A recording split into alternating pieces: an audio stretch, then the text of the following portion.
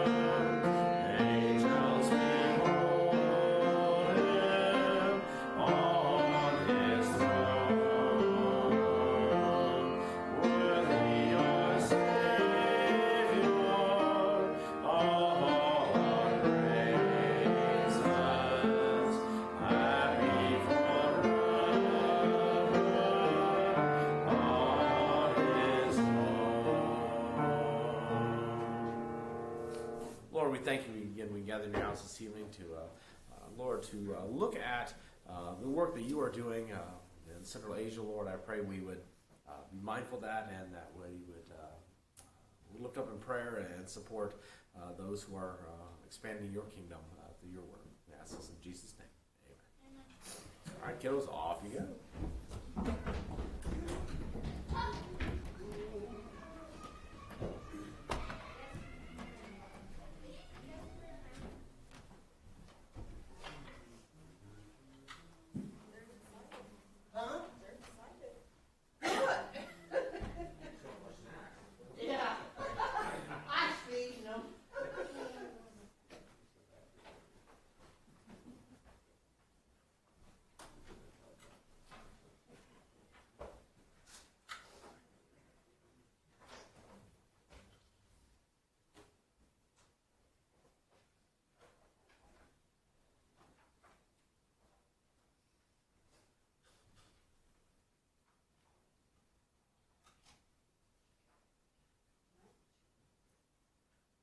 Does everybody have a book? Yes. Right beside you, Carol, too. The pew beside you, Carolyn. Oh. She just put it there. She had it Hiding. Where are they? What? Where are they? Oh, right here.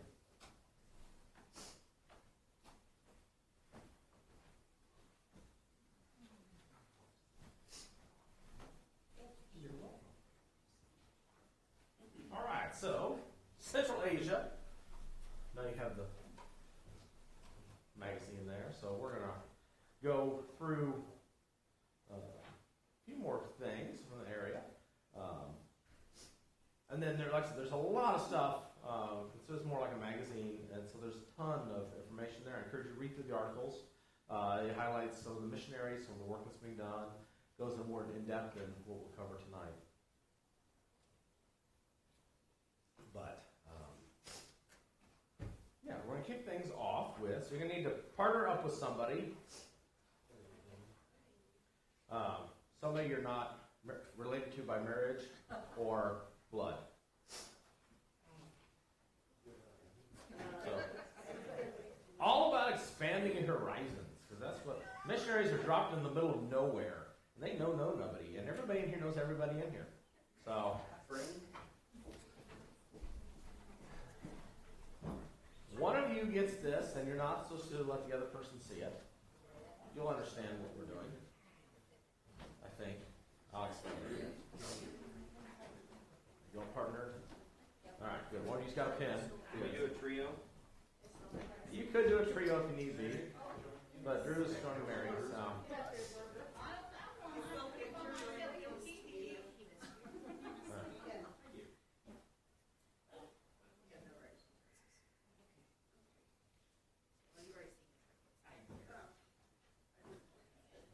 Enjoy the trio, Barbie.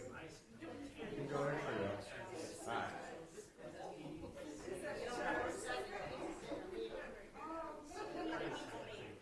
So you're going to ask, everybody's probably familiar with how this thing works. Everybody needs a writing utensil of some sort. So if you need one, we can find another couple. So the person with the sheet, you're going to ask for the things that it sees under the lines. You're going to ask for those categories. And the person who is not the person with the sheet, you're going to give an answer.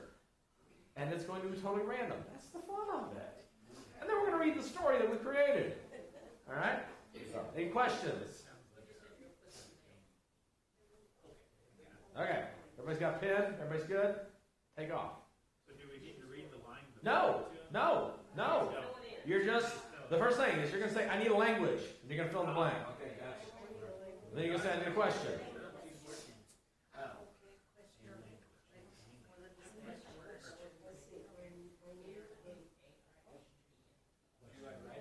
Yes.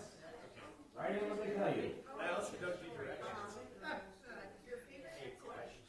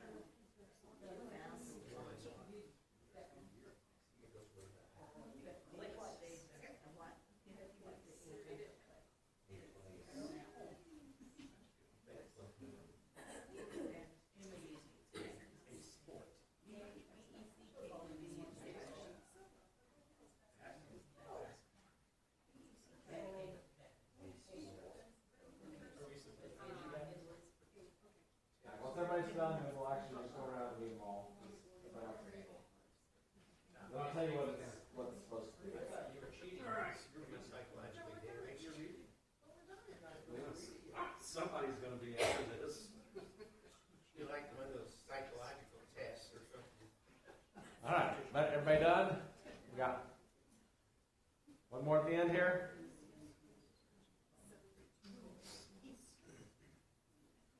Let me read one. I'll wait on the back row. I think they're still finishing. All right.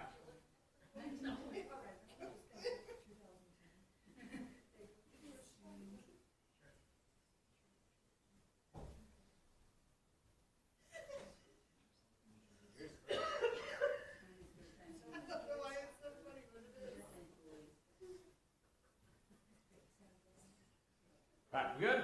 All right. We'll just go around and read it. So first I'll tell you what, if you didn't know, it's titled My Spontaneous Life is a TCK. What is a TCK? So we're familiar with the term MK, right? That'd be a missionary kid. So a TCK is a third culture kid. So they are individuals that they're growing up in a country and a culture that is not theirs nor their parents. Okay? So that's why they've been formed this third culture. So they're apart from the country where they live and their parents' home country. So many times kids who are born in America but have families immigrants, this is still their culture, even though they have their parents' culture is different. Well, everything is completely upside down for them. So and it's the group really with the missionaries that we don't always think about. What is it like for the kids? And so this particular one is Seth Grayson. And he's from a country in Central Asia. And so if you look on page 27 in your magazine, you can read these later, so you'll actually get the real answers on your own time here. But this is a question and answer interview with Seth on this one. So we'll just go ahead and read them. They're going to be funny. That's the idea of it. Because the person who was on the other end didn't have a clue what you were answering questions for. So, all right, Marilyn. Seth Grayson is a TCK from a country in Central Asia. He speaks French so well that the locals ask him, "Do you like Christmas?" When he does, but he prefers to talk about sleeping with his local friends. Seth's favorite Central Asian dish is beshbarmak, which means 212 elbows in the local language. Usually, the grandchild of the family prepares the pizza. But one day, his friend Taylor Swift offered him a dog liver to try. At first, he was shocked, but then he was beautiful because he enjoys trying new things. Seth's closest friend is Aaron, whom he's known since 2013. They go to the same church. In his free time, Seth enjoys football. Right. We just started a new controversy. Taylor Swift is eating dog livers. Put that online and let Facebook roll with that one. All right. Next. Okay, Seth Grayson is a TCK from a country in Central Asia. He speaks English as well that the locals ask him, "What language are we going to talk about tonight?" When he does, but he prefers to talk about swimming. With his local friends, Seth's favorite Central Asian dish is bosh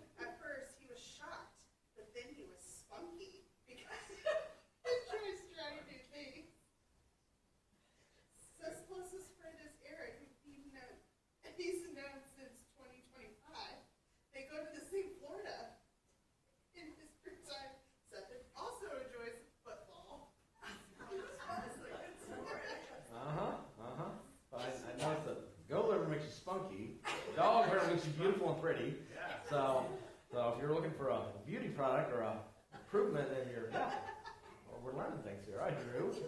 Drew, Harry? I think I kind of see some commonalities in our culture here. Seth Grayson is a TCK from the country in Central Asia. He speaks English so well that the locals ask him, "Where are you going?" Or he does. But he prefers to talk about reading with his local friends. Seth's favorite Central Asian dish is shawarma, which means 10 eyes in the local language. Usually the sister of the family prepares the fried chicken. But one day, his friend Patrick Mahomes offered him a dog heart to try. At first, he was shocked, but then he was pretty because he was trying new things. Seth's closest friend is Aaron, whom he's known since 2025. They go to the same home. In his free time, Seth enjoys football. Now we know Mahomes' secret. It's out. Now know. All right. Chris and Barbara and Patty. Seth Grayson is a TCK from the country in Central Asia. He speaks Arabic so well that the local ask him where he'd learn it when he does. But he prefers to talk about soccer with his local friends. Seth's favorite Central Asian dish is whatever it is, which means one leg. In local language, usually the dad of the family prepares the leg. But one day his friend Dave Beckham offered him a lamb's heart to try it. First he was shocked, but then he was excited because he enjoys trying new things. His closest friend is Aaron, whom he's known since 2010. They go to the same church in his free time. Seth enjoys football. All right. Do we see a theme here? All right, Seth Grayson is a TCK from a country in Central Asia. He speaks Arabic so well that the locals ask him, "How do you speak Arabic?" When he does. But he prefers to talk about radio with his local friends. Seth's favorite Central Asian dish is beshbarmak, which means 25 thumbs in the local language. Usually the wife of the family prepares the ice cream. But one day his friend Leonard Nimoy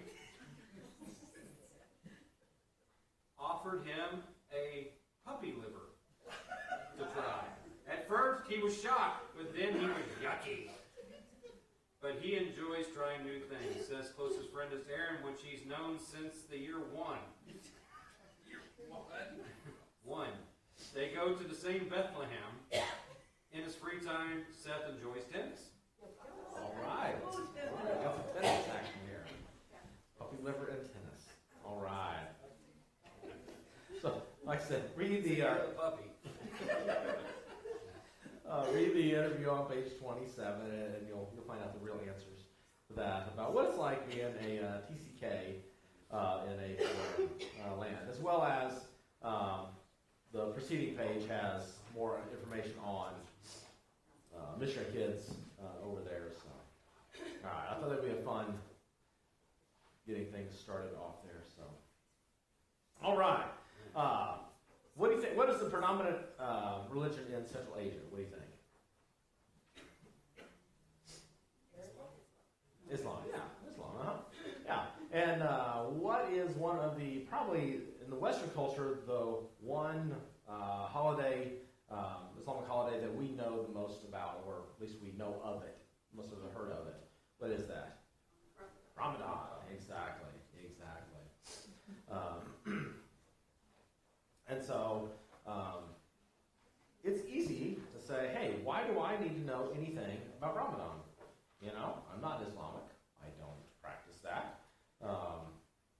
Here in the West and even here in America, we would say that that's not really a big thing at all. And why do I care? They can do their thing, and I do my thing. And yet, it is a way that we can communicate with somebody. We can talk to them. We can bring up the subject and talk about it, and have at least a base level understanding of some of the stuff. Have you ever? It's the traditional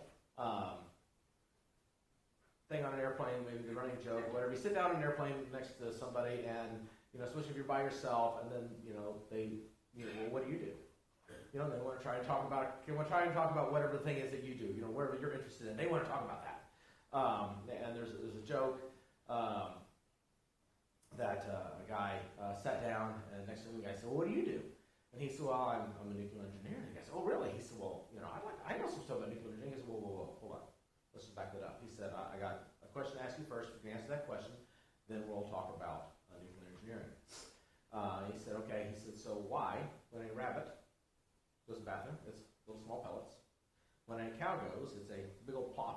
And when a horse goes, they're big, large pellets. He goes, do you know why that is? The guy goes, no. He goes, well, if you don't know poop, how are you going to talk about nuclear physics? So they did not have a conversation. I cleaned that one up just a little bit for you. So you can imagine the reality of the conversation there.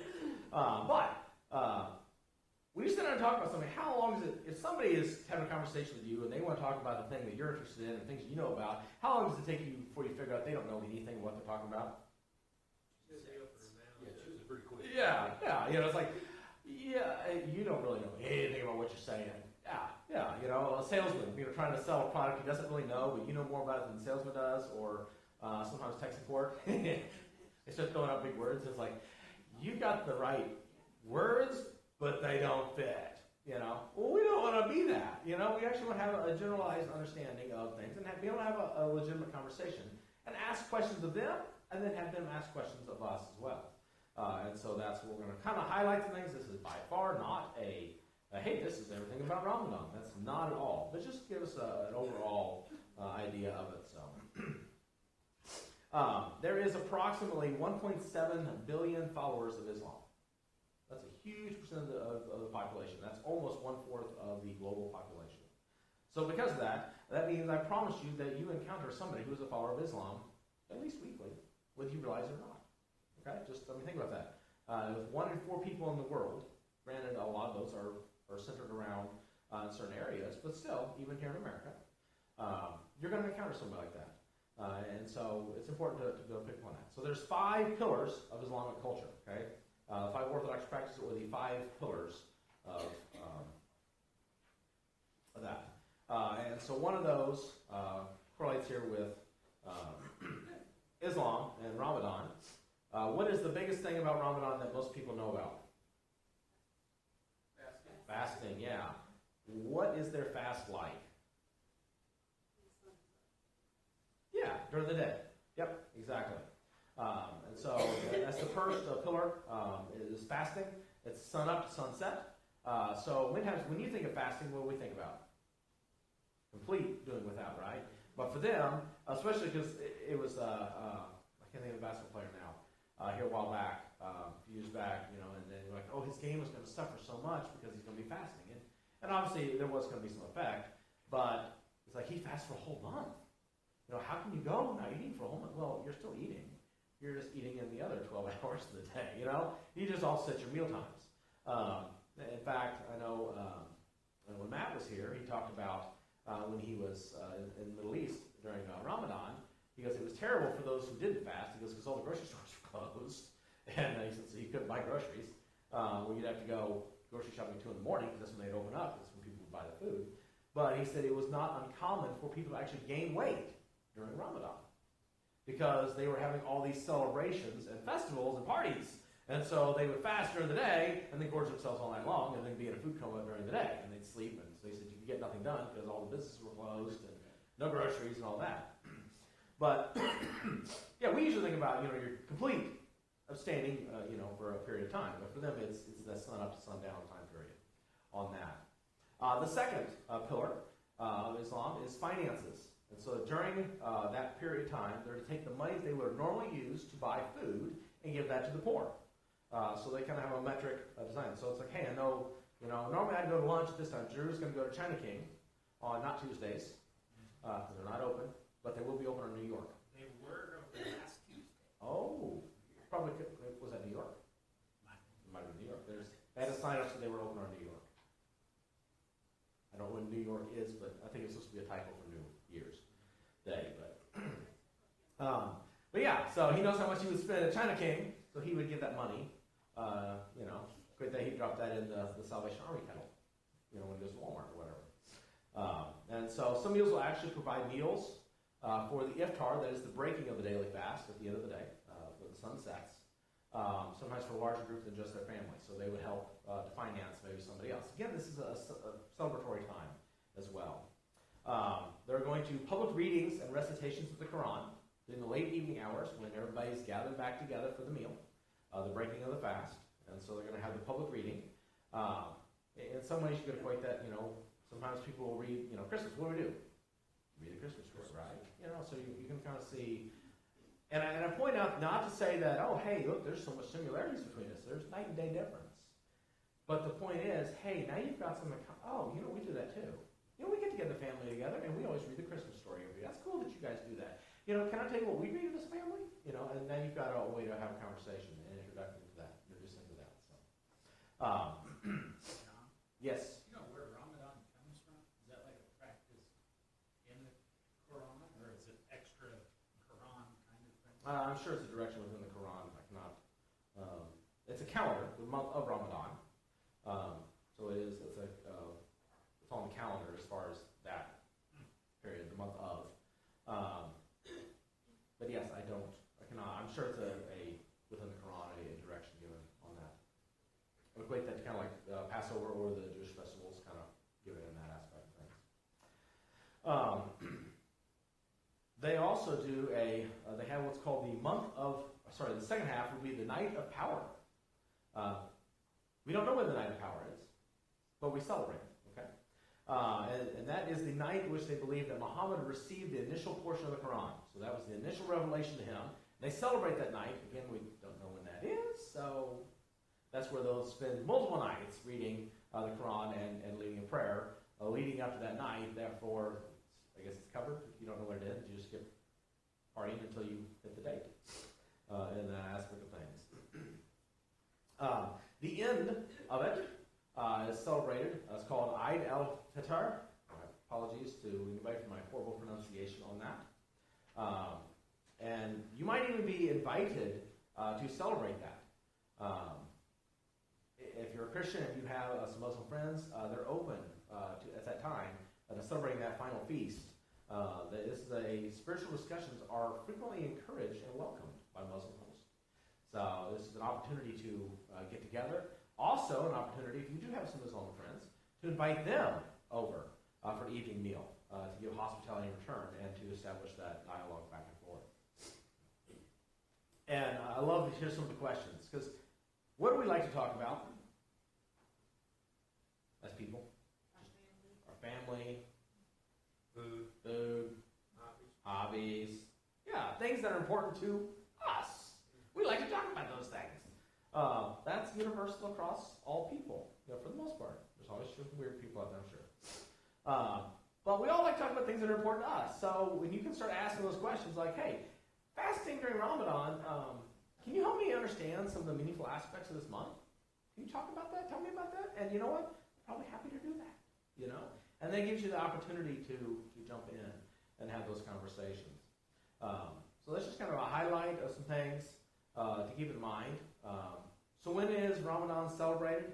It can fall as early as late February and as late as the beginning of May. So it's a big window on that.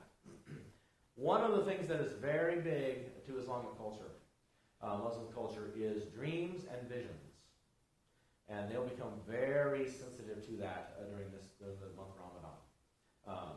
Fasting is going to play a part in that. It does change your hormonal balance, your chemical balance. It's going to change all that when you eat and all that stuff. That's going to affect you. But they become very sensitive, and they're very aware of that. If you look at many of the some missionaries from the Middle East, they'll talk about situations where people came to them, they had a vision, and they truly believe it's a vision of Jesus. Came to them and talked to them, said, you need to go talk to so-and-so. Or so-and-so is going to be in your town tomorrow, and you go talk to him, and he's going to tell you about me. And and this missionary will show up, and this dude runs up to him, are you Bob? Yeah. And who are you? I don't know who you are. Are you going to tell me about the man of my dream? What? And then they start talking, they're like, oh, yeah, we need to have a conversation. Let's talk. Let's talk about that man. I do know him, and you need to know him. It's been, that's not an uncommon thing. We hear those things, we're like, that's crazy, right? Because we're in the West, and we don't do any of that weird stuff. But it happens because of that. So keep it in mind. And that does happen even here, just not as much, because again, in the Western culture, we would dismiss that. In fact, somebody came to you and told you they had a vision, a dream about Jesus. What are you going to tell them? I don't know what you were drinking, but you probably should stop. Did you check the expiration date on that milk? You should look at that. I don't know about that. So things like that. So just keep that in mind, especially that's coming up this spring. You'll hear about that on the news. Sometimes even you'll see at the national level there'll be celebrations or they'll have a feast. I think a few years back the White House even made it a bigger ordeal to celebrate that aspect of American culture, that because it's present. And instead of us looking at that as oh my gosh, that's just terrible, look at it as an opportunity to invest in somebody, an opportunity to have a conversation with them in that. There's some insight here. Ramadan originated from the revelation of the Quran to the Prophet Muhammad in AD 610. So the month commemorates that event, which Muslims believe took place during the night of power. It's not a power. And it kicks off when it says here, the start of it is determined by the sighting of the crescent moon. Which explains that you see the crescent a lot of times, maybe the count of the flags and symbols for culture in that area. So yeah. So just a highlight of things. Again, there's more detail in the articles there. Likewise, one that we don't hear about as much, which I don't know, sounds kind of fun because there's lots of food that goes along with this, and I like food. I like lots of foods, various types of foods, so I'm down with whatever. But Nowruz, I'm not sure again if I'm pronouncing it properly, but it is the Persian New Year. And so that's in March, and they celebrate that. And so they dance, poetry. That's not my thing, but you do you. Fire jumping. That's a big one. Probably not going to go down that road either. I don't jump real well, and fire's hot. But and so the fire is big. It's symbolizing cleansing, things like that. But they do have lots of food, so that I'd be down with. They have some trees. They have the lotus tree factors in big into that. Again, the fire. Fire ties in with Zoroastrianism, which is possibly linked back to the Magi. May have been Zoroastrianism, followers of that. Possibly in that, not sure, but there's some tradition. Even within Zoroastrianism, there's some tradition that they claim some links there, I believe. But again, opportunities. Look at those as opportunities to have those conversations. We celebrate New Year's. They celebrate New Year's too, just on a different calendar than we do. And so maybe that's an opportunity to say, hey, what are you having a party for? Oh, that's cool. Oh, so you do your New Year's in March. Oh, that's cool. So what do? We stay up to midnight and play games, or we stay up to midnight and get drunk. Not saying us, I'm saying as American culture. Hey, if we instigated fire jumping on next Tuesday night, we have a commonality. We might. Yeah, exactly. We should also just recite poetry. Seems a little less risky, but hey, I'm down with whatever. I'll make a fire. You want a fire? Huh? Sweets in the tea. They have sweets and tea. Yeah, I'll be down with that too. So, they've tied in spring cleaning with this, which we undecorate. So it's kind of a similar thing, giving gifts, buying new clothes. It's that idea of that newness, the renewal thing. So keep an eye out for those celebrations that will be coming up. Yes. Correct me if I'm wrong, but doesn't the Jewish calendar also start in March? Passover is the first month of the Jewish calendar. Isn't that when their New Year is as well? Well, that would be because they start. It depends. It's whenever Passover falls, which could be March or April. Yeah, it's the lunar calendar. So so it falls in. Which is why the Exodus is so epic that it literally reset their calendar. And that Passover, boom, that is January 1st for them. So I didn't finish 5 pillars of Islam here real quick. The Shahada, or the Creed, is confession of faith, recited in Arabic. There's no God but Allah, and Muhammad is the messenger or is his prophet, as has been said before. Salat, it's the ritual prayers performed 5 times a day in Arabic. The Zakat is giving financially to those in need. The Saum, or fasting, takes place every year during the month of Ramadan. And the 5th one is the Hajj, or the pilgrimage to Mecca. And that's expected at least once in a Muslim's life. So if you can make that, you've achieved the 5 pillars of Islam. It's very much works-based. Okay, in things. Which is, well, we'll jump into a real quick story here. And a lot of this, again, this is all coming out of the magazine. So, she's a no-good tree. Pretty on the outside, but not useful for anything. A tree that doesn't produce fruit, and when it finally does, the fruit just falls to the ground and rots. Well, lovely sentiment, isn't it? That's what my husband's family says about me. Azadeh recounted bitterly. They don't think I hear them, but I do, and I am so ashamed. She's having a conversation with a new friend, with a missionary, and the missionary had just given birth to her newborn daughter. Azadeh is the second wife, not, like we would say not after the first one, but no, in addition to, okay? So, polygamous culture. She is the second wife. The first wife has 7 children. Azadeh had twins who died shortly after birth, and a week before this meeting, she had a miscarriage due to a car accident. So now you see the description about the tree. She doesn't produce anything. When it does, it just rots. Falls to the ground and rots. She's very, very devout. She's wearing, head to toe, covered up. You don't even see her eyes. But this is what she says. Allah is punishing me. She follows the tenets closely. She's doing all the 5 pillars, and yet Allah is punishing her. She believes. She feels that. And so the missionary is able to, she's sitting there listening to her, sharing tea with her, letting her pour out her heart. And guess what story that they go to? No?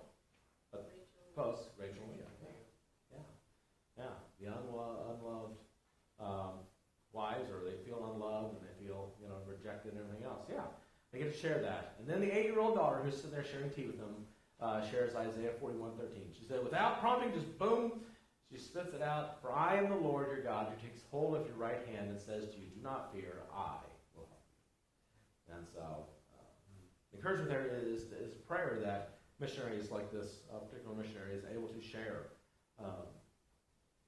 with people like Azadeh, and to point them to a God who loves, not to a God who's angry, not to a God who you're trying to please, but you never know if you can or not. And that's one of the things with Islam. You never know. We'll say, well, if it's God's will. When they say if Allah wills it, it's a totally different understanding. For us, we hope that, we're praying in God's will. We want to be part of God's plan. For them, it's like, I don't know what God's plan is. It's whatever He happens to be. He might be in a bad mood today. If you got up on the wrong side of the bed, it ain't going to go well. And that's what they believe. And so it's definitely a religion of unknowns. We don't have that. God is the same what? Yesterday, today, and forever. Yeah. And so the contrast, and it's an opportunity then when somebody's having that moment of questioning, moment of doubt, I don't know. We say, well, let me talk to you about somebody who you can know, who you can truly know what's going to happen and what's up. So, that's a good transition into one of the things that we in the West struggle with is, well, here in America, who is the central figure for everything? Huh? No, here in America, who is the central figure amongst society? Who do we idolize? And I don't mean a specific person, but more a category. Me, right? It's about me. Pull yourself up from your bootstraps. The American way. Get it done, right? It's all about me. That is not how the rest of the world works. The rest of the world is based on what we call the honor-shame society. And everything is based on the idea of a group, communal mentality. Overseas, you'll have multi-generational households living together, right? Asian culture, Japan, places like that. You're expected to take care of your parents and grandparents. It's an honor to have that happen. And to not would be a disgrace upon your whole family. And really it brings that aspect of shame. And so for Azadeh, she's bringing shame upon her family because she can't have kids. She's obviously done something she thinks that has led to this shame that's coming into play on that. We get from that in the Roman culture, in the New Testament, reading the Pauline epistles. There's a lot of honor, shame that factors into that, and you got to kind of read that with that mindset in play. And especially the communal aspect. A lot of the you that we read as you, we read that like, oh, it's writing to me. It's not. It's y'all. It's meaning he's writing to the whole congregation as a whole, not the individual in that. But again, it's the actions of one is going to bring shame upon everybody in that. And so the Central Asian culture is definitely a culture of that. But because of that, guess what? One of the things they really, really struggle with, which I didn't think about, but it makes a little bit of sense, forgiveness. They really struggle with forgiveness. Because when you forgive somebody, what are you doing?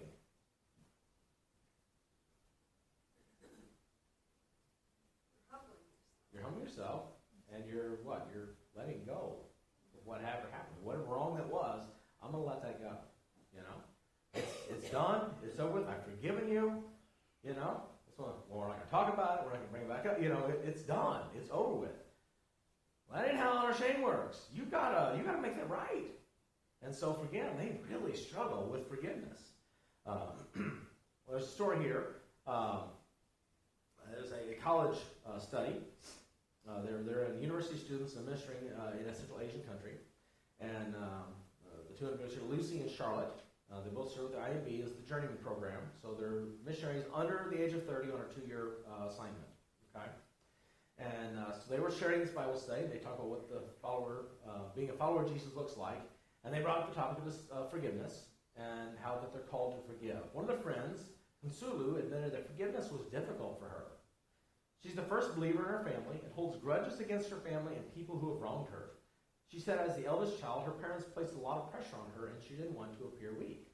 I mean, she's like, the firstborn child. You've got to, hey, do not bring shame upon this family, right? And now she's walked away from the faith of her family. She did her own thing, but now she's feeling that resentment for the pressure that was put on her, and she really struggles. She goes, how can you be so forgiving? I don't understand how you can do that. How can you forgive the way that you do? And then, but also, she reminds us that Jesus was constantly forgiving and turning the other cheek. So she still wrestles, but the Lord is slowly warming her heart. And again, the encouragement here is pray for Central Asians because of the spiritual curiosity that they have. There's times that we need to be sensitive. Again, Ramadan, even Passover would be another one for Jewish culture. Be sensitive to curiosity where these conversations can come up. Christmas, that's another big one. Especially for Western culture, you can have a conversation at Christmas that you normally can't have any other time of the year. People are open to that kind of stuff. They're feeling more generous. And so, if somebody comes and you do something, they're like, oh, well, we want to give some money or whatever. And you're like, well, let's talk about that. What do you want to do this for? Why do you can explore those things a little bit more. So just be open to people's spiritual curiosity, especially at these times. But also, keep in mind some of the things that we don't think about. Forgiveness, we've grown up around that. All of us, if your sibling does something wrong with mom and dad tell you, tell them you're sorry, and then somebody's like, well, you need to forgive your sister, which in reality of things, neither one of those things are not really sorry. They're sorry to God, they forgive us, well, I'll forgive this time because mom told me I had to, not really a spirit of forgiveness. But again, we're modeling, this idea of being quick to forgive, things like that. I'm not arguing against it. We do the same thing with our kids, so. But, it's just that we're modeling it in that. But things we take for granted. Until I read that, I was like, I never really thought why forgiveness would be this big of a thing. I totally understand the idea of the barrier to forgiveness is just personal injury, personal wrong. But this adds a whole new level of it, the honor shame aspect of it. Just realizing that, that they wronged they didn't just wrong you, they wronged your whole family, and it's a generational thing. And, you just don't walk away from that kind of stuff. And yet that's what you're asking with forgiveness to do in that. So, take take this home, read through it. There's a lot of other stories. There's highlighted stories about the missionaries, missionary kids, the different types of ministries. Be in prayer about those. There's usually at the end of the story, it'll say, hey, be in prayer for Central Asians. Again, they continue to have spiritual curiosity. Talking about grace. There's a really big story about a missionary and just the stress of hosting. I mentioned last week when I talked about the greetings. I asked the 3 times if you want something to drink. So it is tradition to ask multiple times, and you don't say yes till after the 3rd time. Like you say no all 3 times until you ask that 3rd time. They say, oh yeah, I'll have some tea then. Now that you asked about some tea. And one of the missionaries joked yesterday, we didn't realize we would ask people, hey, would you like something to drink? And our English tutor said, no, it's okay. Like, okay. Then ask him more. And the guy's like, I mean, I would, but you didn't ask enough times. Like, you got to keep asking me. Then I'll say yes. They're like, what? And they had learned about that. Likewise, they go to somebody's house, and they were like, why do they keep asking me if I want something? We kept telling them, no. And then they're offended because you rejected them. Again, those cultural things. But this one individual just really struggled with people just dropping by and, joining in. Hey, we're going to have a party. 25 people are coming tomorrow night, And she's like, I don't really want to deal with that right now, and Lord, give me grace, to deal with that and having those opportunities to show that hospitality and ministry. So just highlighting again some of the stories that are in here. I encourage you to read through them. You'll find moments of conviction. You'll laugh at some of these things. But again, they're doing God's work, growing the kingdom, and it's a huge area. We saw on the map, the area that's been covered by this. And it's part of the world that is going to have the largest Christian population here in the next 10 years.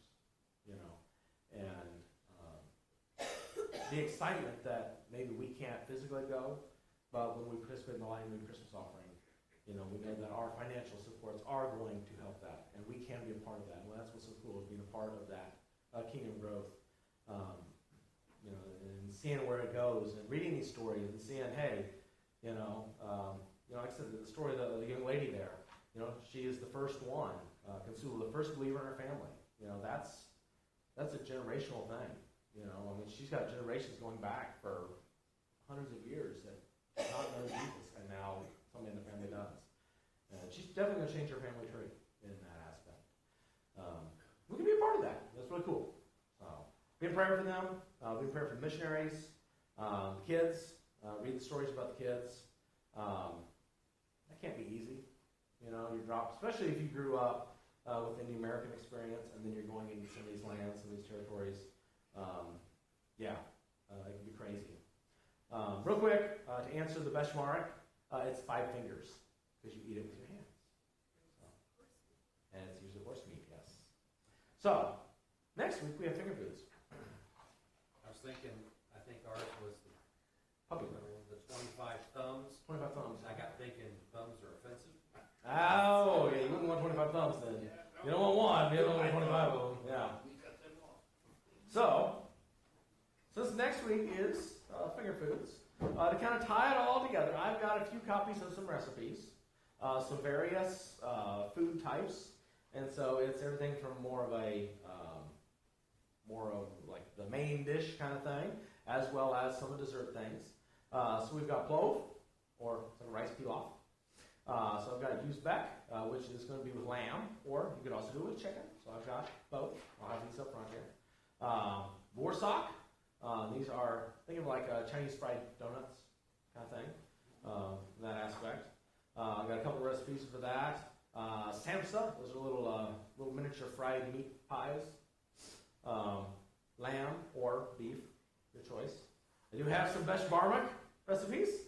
Not with horse, so have no fear. Lamb or beef on those. So I have those, and then baklava, a couple recipes for that. Or Or you can just Google Central Asian recipes and you'll get about 3,000 plus recipes available to you. And you can pick something. And again, try something new. Imagine for a second, that you're one of these missionaries and you're now serving in one of these foreign countries. And hey, they offered you stuff to eat. And because you're going to be hospitable and you don't want to bring shame upon your household or theirs, you're going to say yes. And Mr. Seth, if you remember, what was his favorite? His favorite is Beshmark. He likes little horse meat, so you eat what you're served in that. And what he was offered was sheep brains, by the way. It wasn't puppy liver, have no fear. It was sheep brains. It's better? Isn't Ramadan where they eat a lot of goats? Islamic culture, they'll eat goat, yeah. Goat is a pretty big item in Islamic culture, so. Goat and lamb, a lot of that goat and lamb over that area, for sure. Remember, cows are work animals a lot of places, So they're still farming with a cow, So you don't eat your tractor. It's a bad thing to eat your tractor. So keep that in mind. So I guess they eat horses, so maybe you do eat they're more like race cars. So you can eat your race car, you just can't eat your tractor. I don't know. So they won't, obviously they eat them when they're too old to plow. There's waste not, want not. But yes, so. Any questions about anything? It was kind of a highlight, blazing fast tour around.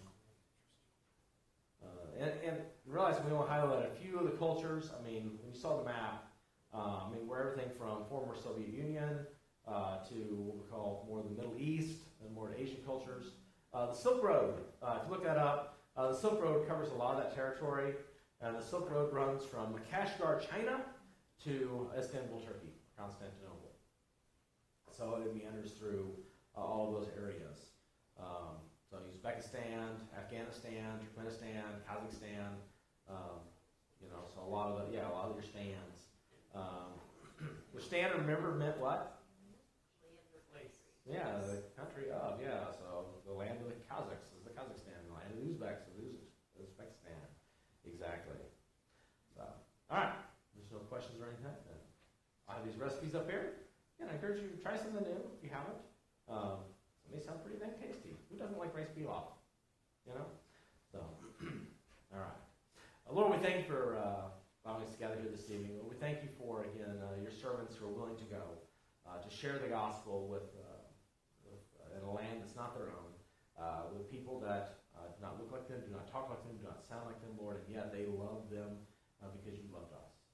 I pray you would give us the same spirit of love and grace and hospitality, Lord, as we encounter those, even here that, maybe they are not any different from us, Lord, but they don't know Jesus. I pray you would give us that spirit of hospitality to have those gospel conversations with people, to love on them, even those who we maybe deem unlovable. Convict us of those times. And Lord, I pray that again as we go into continue on in this Christmas season,